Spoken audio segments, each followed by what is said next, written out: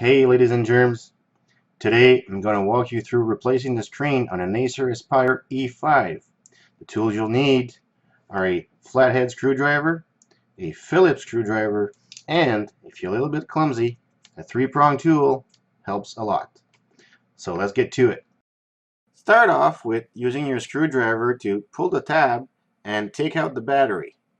Then go through the process of taking out every little screw, making sure you don't miss any. Nah, I'm just kidding. Turn the laptop right side up and open it up. Using very light pressure, pull on the bezel with your fingers. The bezel will come off easily and should not break. Once you've removed the bezel from on the screen, use your flathead screwdriver to pull the hinge covers off. Once that's done, set the bezel aside for now. To remove the LCD panel, you got to remove all 4 black screws around the perimeter of the LCD panel.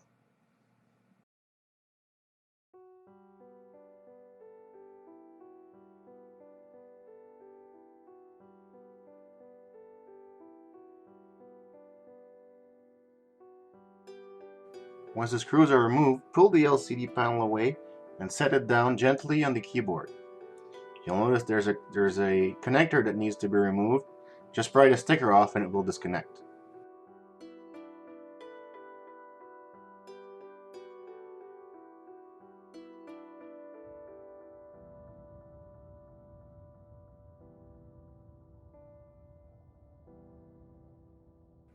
Start by reconnecting the wire at the bottom of the panel,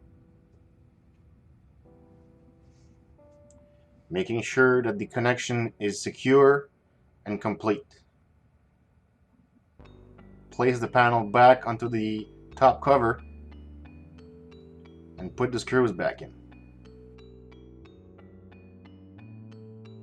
You can use a 3-prong tool to hold the screw by the head and then start to screw it in by hand.